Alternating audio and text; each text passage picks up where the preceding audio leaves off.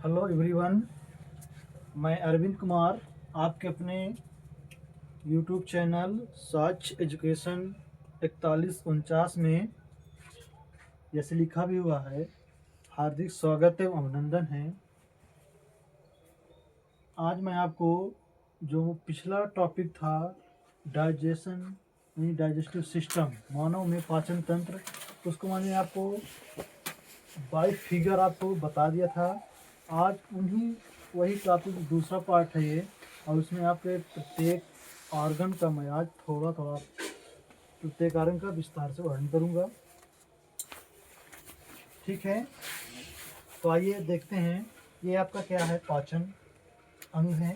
ठीक है, जो हमारा पाचन तंत्र होता है, एक होता है एलिमेंट्री कैनाल। ठीक है, यानी आहार नाल। क्या होता है, जो आहार नाल यानी जहाँ पे हमारा पाचन शुरुआत होता है। पाचन की क्रिया कहाँ शुरुआत होती है, मुख से शुरू होकर के और छोटी आंत में इसका समापन होता है। यानी कि लास्ट स्टेज पाचन कहाँ हमारा होता है, छोटी आंत में। ठीक है, जो आहार नाल, और दूसरा है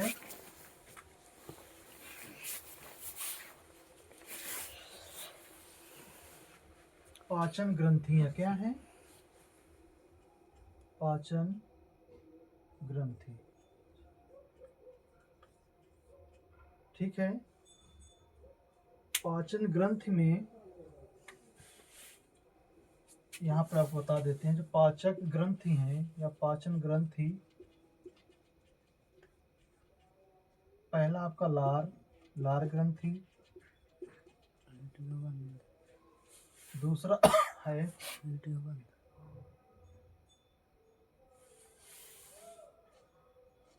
यकृत, तीसरा है अग्नाशय,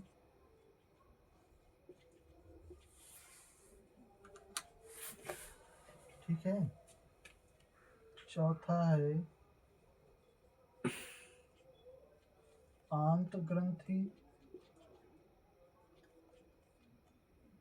और पांचवा है अमाशय। पांचवा है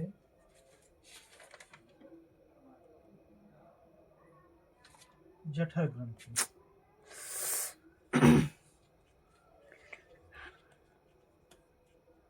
ठीक है, ये क्या है, हमारी पाचन ग्रंथियां हैं।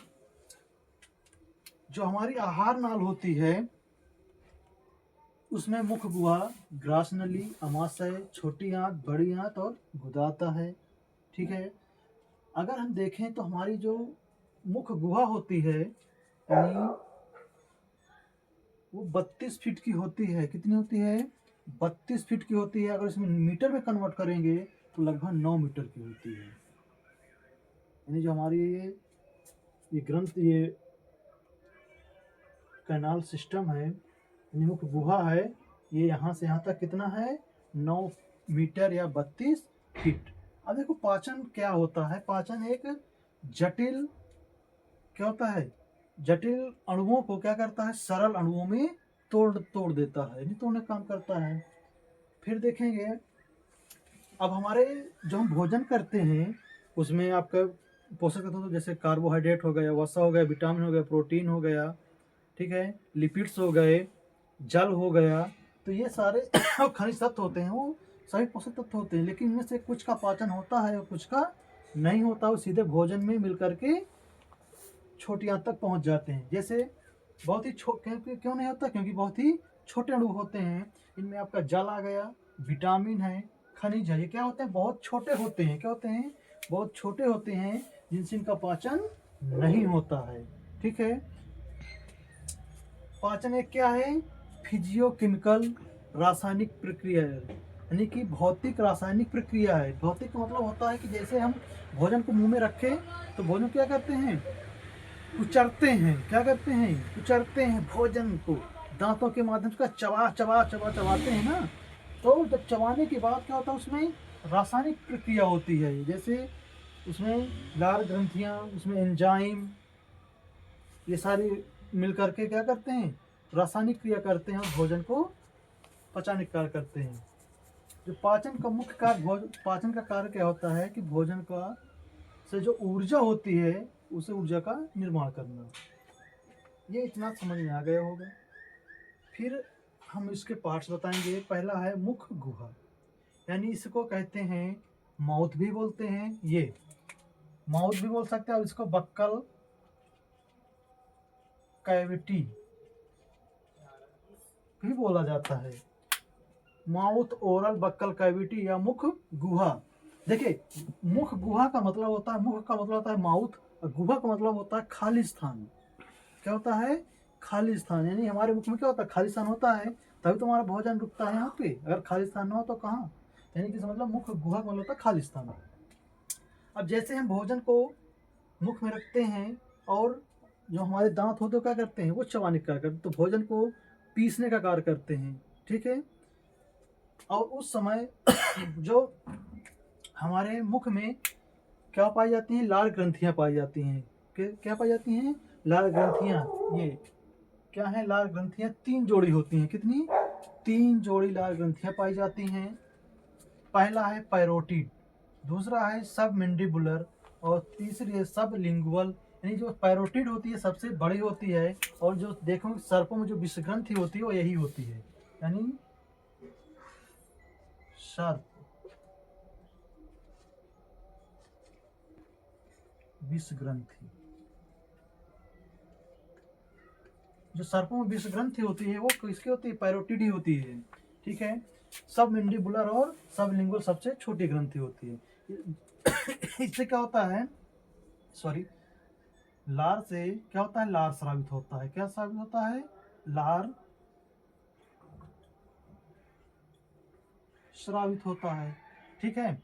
और एक दिन में, यानी अगर देखा जाए प्रतिदिन 1 से 1.5 लीटर, कितना?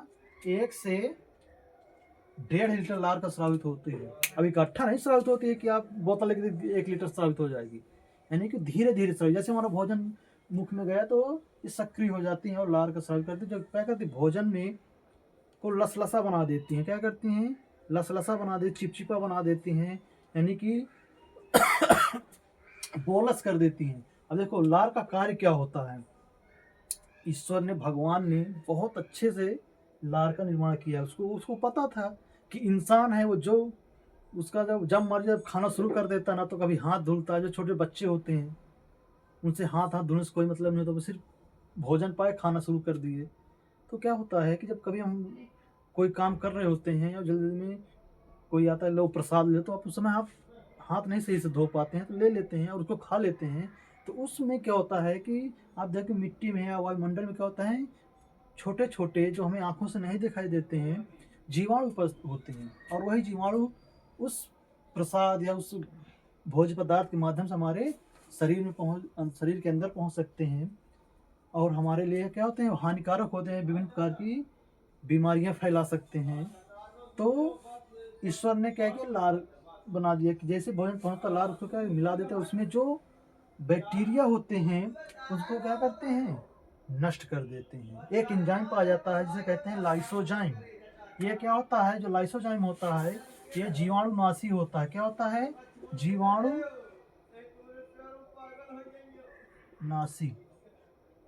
जीवाणुनाशी होता है। जीवाणु को क्या करता है?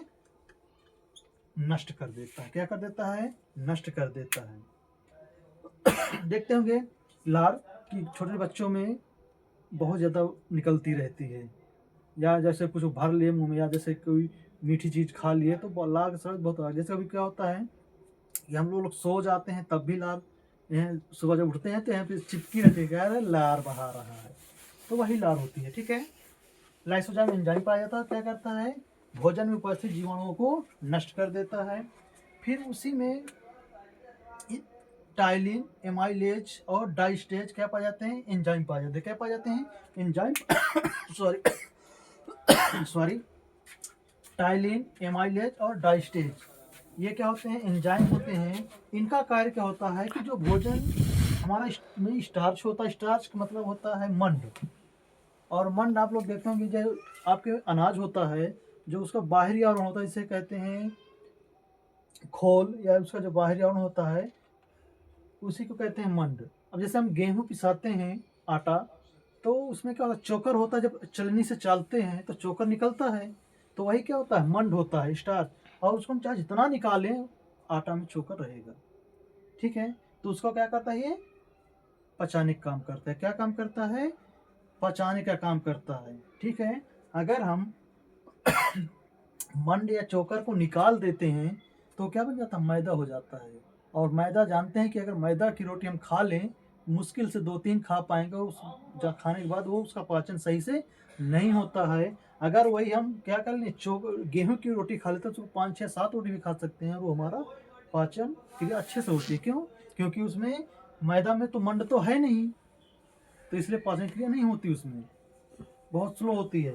अगर उसमें चोकर या मंड है, पाचन क्रिया आसानी से होती है।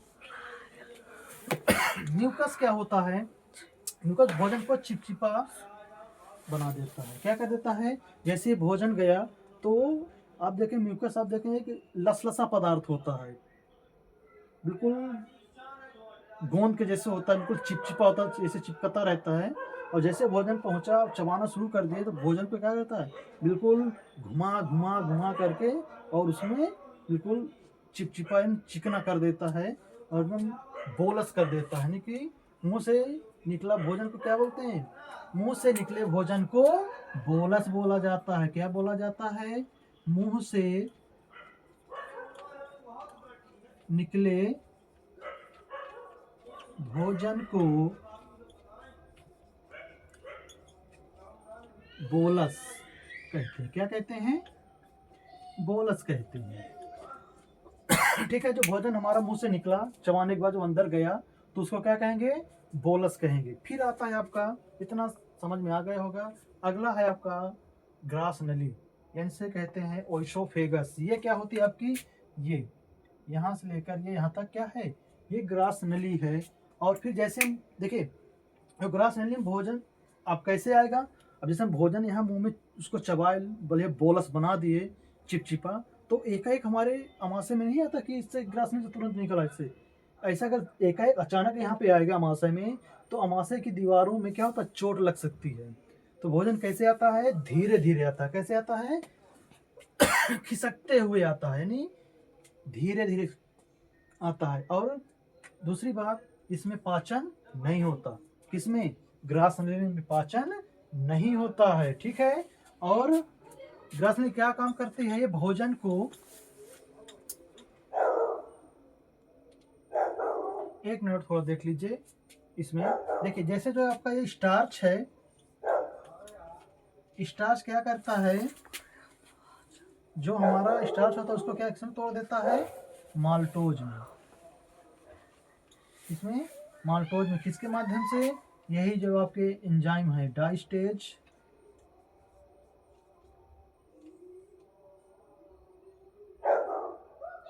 टाइलिन और एमाइलेज, ये क्या करते हैं, स्टार्च को माल्टोज में बदल देते हैं या तोड़ देते हैं। अब आ जाइए ग्रास नली में। तो ग्रास नली क्या है, तो भोजन को धीरे धीरे आगे ढकेलता है। क्या करता है, ढकेलता है या खिसकाता है। ये क्या करता है, भोजन धीरे धीरे यहाँ से आता है, धीरे धीरे, एक एक नहीं आता है। और किसके माध्यम से आता है, क्रमाकुंचन गति के माध्यम से।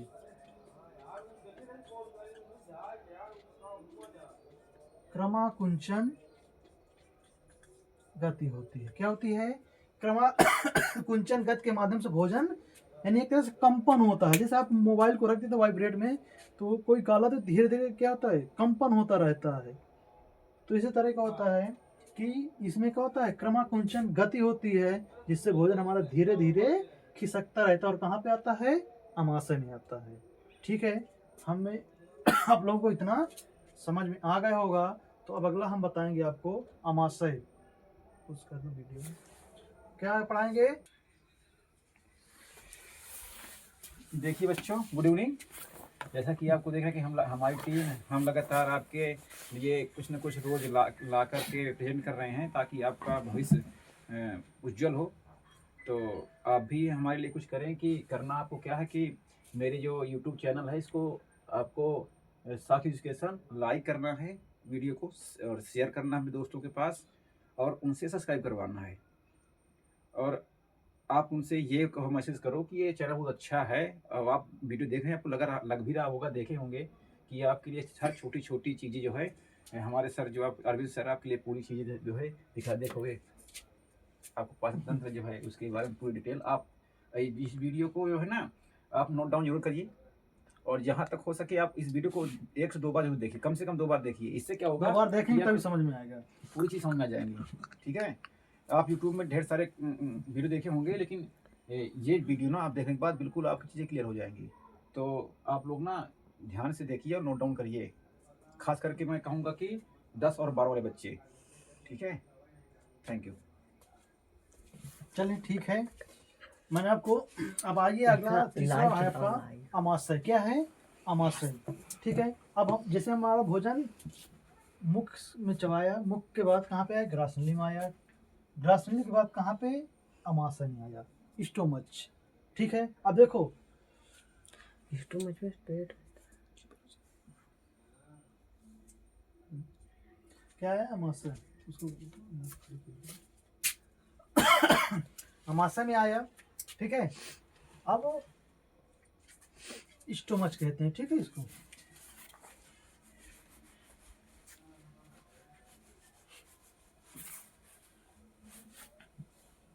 पेट को क्या कहते हैं? उदर गुहा भी कहते हैं। क्या कहते हैं? उदर गुहा। मतलब उदर गुहा, अभी आपको बताया था कि गुहा क्या होती है? खाली स्थान, है ना।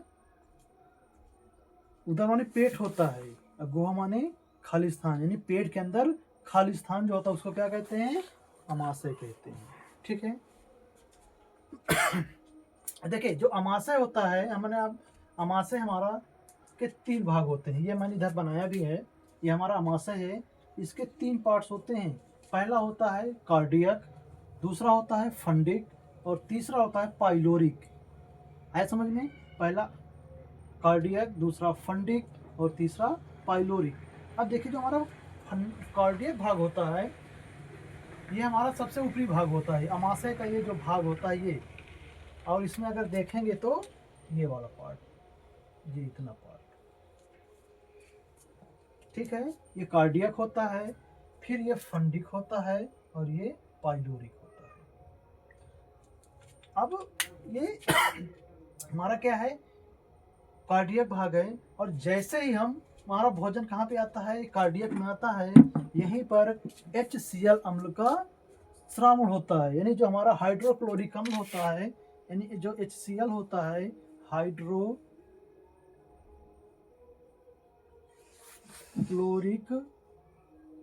अम्ल। अगर हम इसका pH देखेंगे, लगभग इसका 2 पॉइंट और कुछ होता है, यानी बहुत ही अम्लीय होता है। क्या होता है? बहुत ही अम्लीय होता है। ठीक है, फिर इसके बाद क्या होता है? जैसे हम भोजन, अब हमारा भोजन आया, तो अब जैसे मान लीजिए जो भोजन में जो बैक्टीरिया होते हैं सब तो नष्ट नहीं हो जाते हैं, इसमें जो कुछ बच गया वो कहाँ पे आ जाता है? भोजन के साथ अमाशय में। तो अमाशय कहता है अच्छा वहां से बच के आ गए हो, आओ हम यही बताते हैं तुमको। तो क्या करता है? जो भी कुछ बैक्टीरिया जो बचते हैं वो HCl में क्या करता है? नष्ट कर देता है उस बैक्टीरिया को। और जो हमारा भोजन होता है, यानी उसको इतना अम्लीय कर देगा कि भोजन में जो उपस्थित बैक्टीरिया पूरी तरह से नष्ट हो जाते हैं, और भोजन हमारा कैसा हो जाता है? अम्लीय हो जाता है। ठीक है, अब अगर आप देखेंगे तो हमारा जो अमाशय होता है, ये तो इसकी अमाशय की आंतरिक परत है जो अम्लीय होती है, और जो इसकी बाहरी परत होती है ऐसे, वो क्षारी होती है। जो किसकी बनी होती है? म्यूकोसा की बनी होती है। किसकी? म्यूकोसा।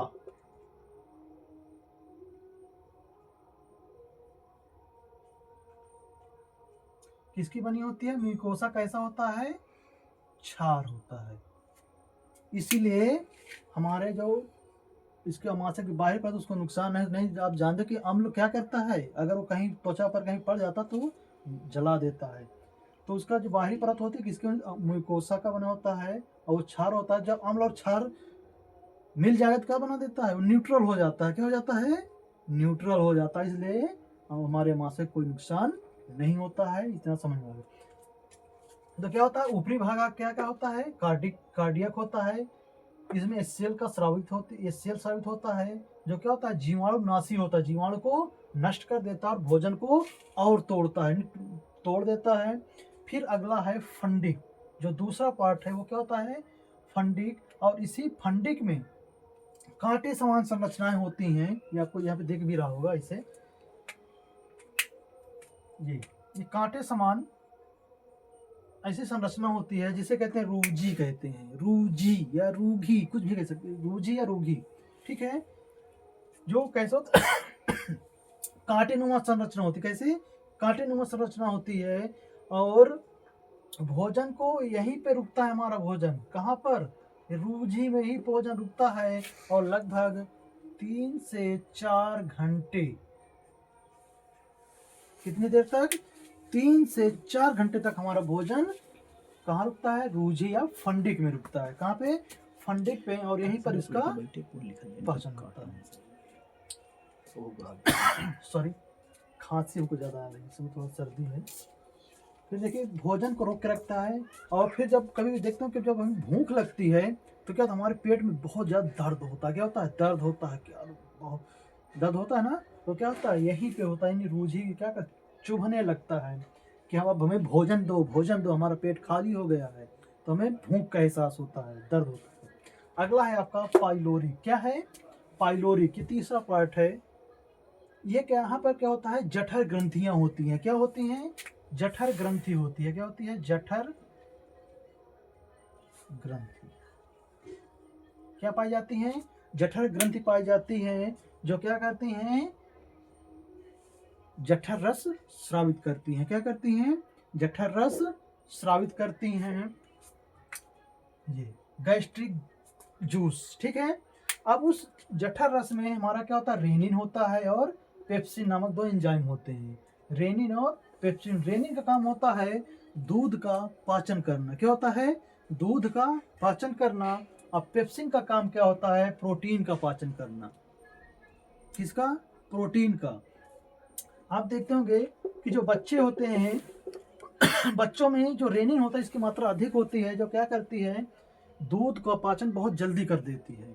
जबकि अगर आप देखते होंगे जो वयस्क हो जाते हैं, जो बुजुर्ग होते हैं, उनमें दूध का पाचन नहीं होता, क्योंकि उसमें जैसे जैसे आप वयस्क या वृद्धावस्था हो जाएंगे ये रेनिन खत्म होता जाएगा, यानी मात्रा इसकी नहीं होती, इसलिए दूध का पाचन नहीं होता। कभी जो हमारे बाबा लोग होते हैं, जो बुढ़े होते हैं व्यक्ति, उनको डॉक्टर सलाह देता है कि आप दूध मत खाइए, आप क्या खाइए, दही खाइए।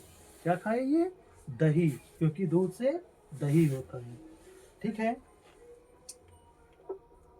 और आप देखते हैं जैसे हम दूध पीते भी हैं, जैसे हमारे यहाँ पे अमाशय में आता है वो दही में बदल जाता है। तो जो हमारा रेनिन होता है क्या कर देता है, उसको फाड़ देता है और वो दही में बदल जाता है।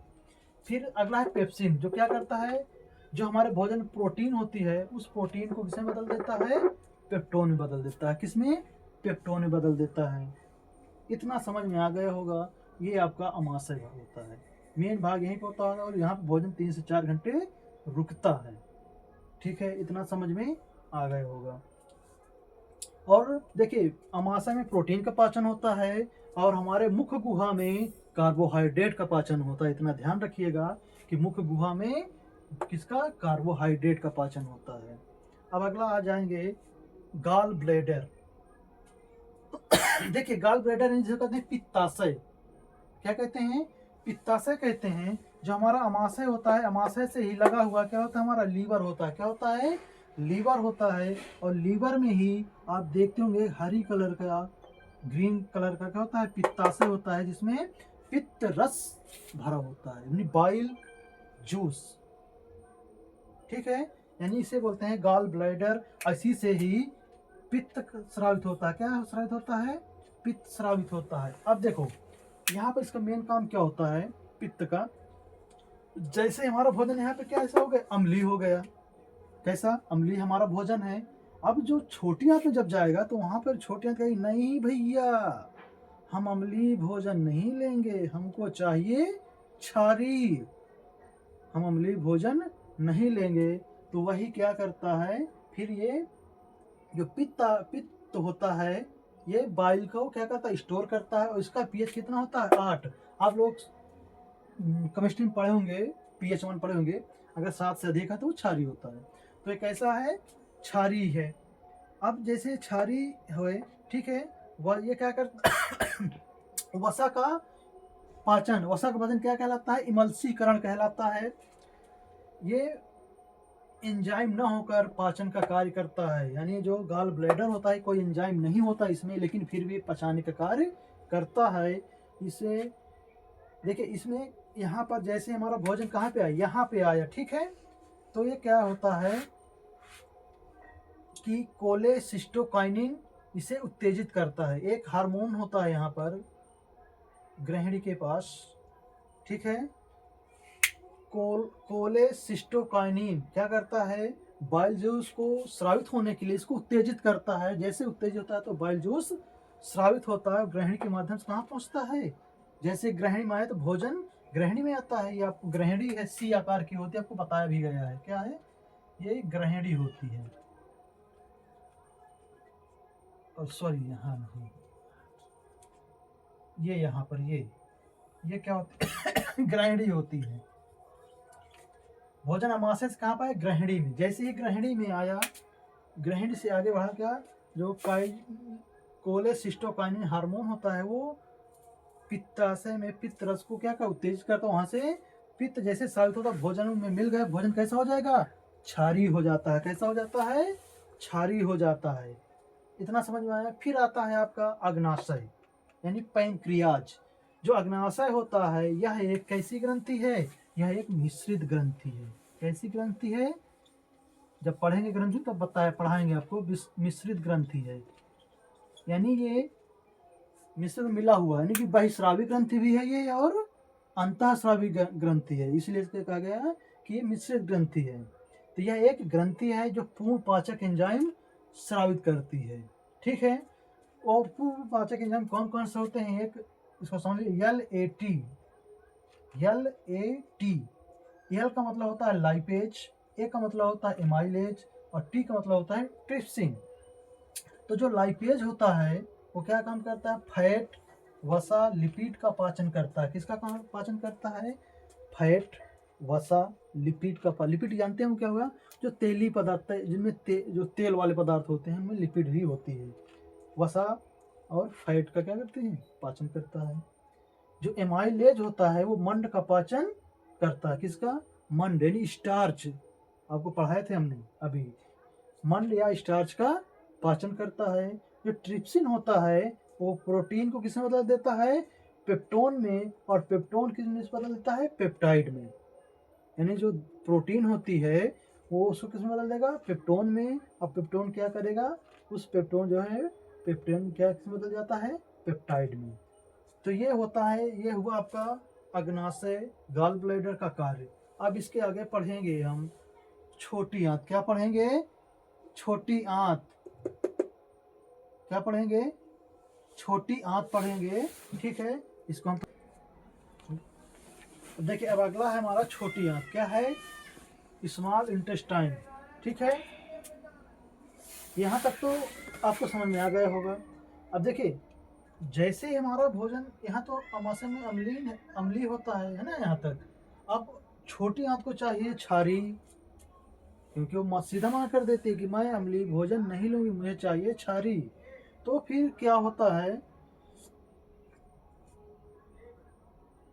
हाँ, फिर क्या होता है कि यहाँ पर ग्रहिणी के पास, ग्रहिणी से और छोटी आंत से हार्मोन दो स्रावित होते हैं। एक होता है सिक्रेटिन, यहाँ से स्रावित होता है छोटी आंत से, और कोलेसिस्टोकाइनिन हार्मोन ग्रहिणी से स्रावित होता है, ग्रहिणी के पास से। तो ये क्या करता है, ये जठर रस को उत्तेजित करता है, और वो स्रावित होकर के कहाँ पे, ग्रहिणी के पास भोजन में मिलता है। और सिक्रेटिन से ये अग्नाशयिक रस निकलता है, ठीक है। तो ये दोनों क्या मिल करके भोजन को क्या कर देंगे, क्षारीय बना देते हैं। जब जैसे भोजन हमारा क्षारीय बना वो कहाँ पे आएगा, हमारे छोटी आंत में। अब देखिए जो हमारी छोटी आंत होती है ये ऐसे होती है, ये अंदर कुंडलित होती है, हम उसको आप यहाँ बताते हैं।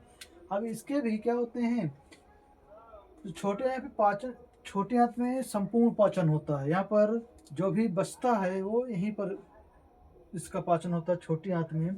अब देखिए जो छोटी आंत होता है तो पाचन पूर्ण होगा। अब इसी में पाचन भी होगा और अवशोषण भी होगा। क्या होगा, डाइजेशन और एब्जॉर्प्शन दोनों फंक्शन होंगे। और हमारी जो छोटी आंत होती है इसके 3 भाग होते हैं, 3 भाग बटी होती है। पहली कहलाती है ड्यूडेनम, जेजुनम और इलियम। क्या होता है,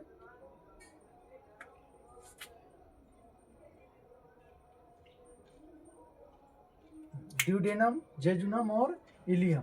देखिए जो ड्यूडेनम होती है वो गृहिणी के पास होती है, यहाँ से ये पूरा ये भाग क्या होता है, ड्यूडेनम का होता है। यहीं से सिक्रेटिन और कोलेसिस्टोकाइनिन हार्मोन स्रावित होते हैं, जो क्या करते हैं, बाइल जूस जो कहाँ पे होता है, लीवर में होता है, इकट्ठा होता है, वहाँ उसको उत्तेजित करके वहाँ से बाइल जूस निकलता है, जो भोजन अम्लीय होता है उसको क्षारी बना देता है। इससे एंजाइम नहीं निकलता, ठीक है। फिर है जेजुनम। जो जेजुनम होता है ये क्या क्या करता है, जैसे भोजन यहाँ पे आया तो अब जो जेजुनम होता है वो क्या होता है, फैल जाती है। क्या होती है, वो फैल देते नहीं, वो जगह देती है भोजन को कि आओ और मेरे आगे मुझसे निकल जाओ। तो ये क्या होता है, फैल जाती है, जिससे भोजन क्या होता है यहाँ से निकल करके कहाँ पे आता है, इलियम में। कहाँ पे, इलियम में आता है। और इलियम में ही पाचन और अवशोषण का काम होता है। कहाँ पर, इलियम में पाचन का भी और अवशोषण का भी कार्य संपन्न होता है। और इलियम में ऐसे छोटे छोटे अंगुली के समान, ये जैसे हमारी अंगुली है ना, ये ऐसे हमारी जो अंगुली होती है इसी के समान संरचना इलियम में होती है, जिसको बोलते हैं रसांकुर। क्या होते हैं, रसांकुर, या इसी को कहते हैं विलाई। जो अंगुली के समान संरचना होती है, जो क्या करती है, जो भोजन में पोषक तत्व होते हैं जो उनको क्या करती है, अवशोषण का काम करती है इलियम, ठीक है। पाचन प्लस अवशोषण क्या होते हैं, रसांकुर होता है, विलाई, ठीक है। इरेप्सिन, ठीक है, क्या करता है, इरेप्सिन बनाता है, इरेप्सिन को पेप्टाइड में बदलता है, और पेप्टाइड क्या करते हैं, अमीनो एसिड को स्रावित करते हैं। एंजाइम इसमें क्या होते हैं, माल्टेज क्या करता है, अब इसमें कुछ एंजाइम स्रावित होते हैं, जैसे आप देखते हैं माल्टेज जो होता है, माल्टेज क्या करता है, माल्टोज को पचाता है, ठीक है। जो माल्टेज एंजाइम होता है वो माल्टोज को, सुक्रेज सुक्रोज को पचाता है, गैलेक्टेज गैलेक्टोज को पचाता है। बहुत आसान है ये, ठीक है। ये हो गया आपका छोटी आंत, ठीक है। संपूर्ण पाचन छोटी आंत में होता है, ठीक है। जो भी प्रोटीन बचता है वो यहीं पे यहीं पास होता है। फिर आइए बड़ी आंत, लार्ज इंटेस्टाइन, ठीक है। अब देखिए जो लार्ज इंटेस्टाइन होती है, अब तो हमारा पूरा पाचन तो हो गया छोटी आंत तक, लेकिन क्या नहीं पचा, जल। क्या नहीं पचा, जल नहीं पचा। और वो कहाँ पे अवशोषण होगा, वो होगा आपके बड़ी आंत में, ठीक है। अब जो बड़ी आंत होती है यदि भी 3 भागों में बटी होती है, ये यहाँ से यहाँ कहलाता है एसेंडिक कोलन, क्या कहलाता है, एसेंडिक कोलन। और ये यहाँ से यहाँ कहलाता है ट्रांसवर्स, यानी क्षैतिज, ट्रांसवर्स कोलन। और ये कहलाता है डिसेंडिंग कोलन। क्या कहलाता है, डिसेंडिंग कोलन। एसेंडिंग, ट्रांसवर्स और डिसेंडिंग कोलन। और ये क्या कहलाता है,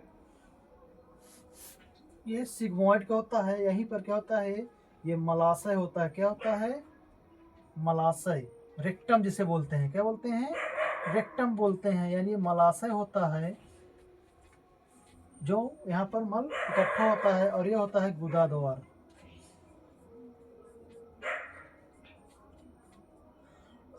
अब इसमें देखिए ऐसे हम आपको बताए थे रोए होते हैं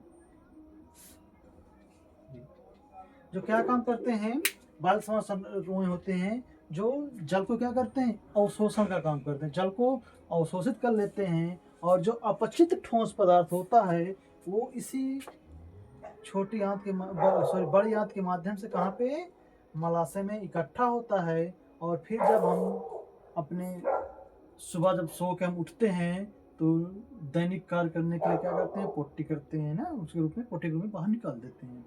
अब देखते होंगे कि जो इसका जो मलाशय का जो कलर होता है वो कैसे होता है, येलो होता है। येलो क्यों होता है, वो बिलिरुबिन एक पदार्थ पाया जाता है जो कहाँ से स्रावित होता है, आपके गॉल ब्लैडर से। बिलिरुबिन नामक एक पदार्थ होता है जिससे उसका कलर पीला होता है। ठीक है, तो ये हुआ आपका पाचन, डाइजेस्टिव सिस्टम। ठीक है, तो हमारा मुख से शुरुआत हुआ। मुख में क्या बना, मुख में भोजन कैसे बनेगा, मुख में होगा ये जो भोजन होगा, मुख में होगा बोलस, क्या होगा, बोलस। ठीक है, फिर आते आते मुख में तो हुआ ये बोलस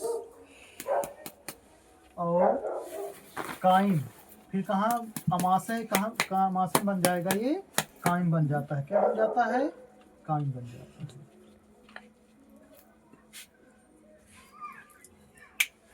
ठीक है, काइम के बाद फिर हो जाता है काइल।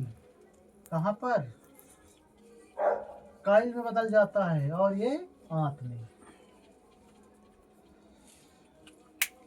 काइल में बदल जाता है। तो ये आपको बहुत अच्छे से समझ में आ गया होगा। अगर ना समझ हो तो इसको कम से कम 2 या 3 बार इस वीडियो को देखेंगे, आपको बहुत अच्छा समझ में आएगा। लिखने की आवश्यकता नहीं है, आप एग्जाम में आएगा तो आप ऐसे लिख देंगे, ऐसा समझ में। तो आप इसको कोशिश करेगा 1 से 2 बार देखिए, तभी आपको समझ में आएगा। बहुत अच्छे से मैंने आपको यहाँ पर एक्सप्लेन किया हूँ। ठीक है, इसको आप बोर्ड पेपर वाले भी देख सकते हैं, आप लोग क्लास 10th वाले भी देख सकते हैं, 11, 12 और जो वनडे एग्ज़ाम देते हैं वो भी इसको देख सकते हैं, उनके लिए भी फ़ायदेमंद वीडियो है।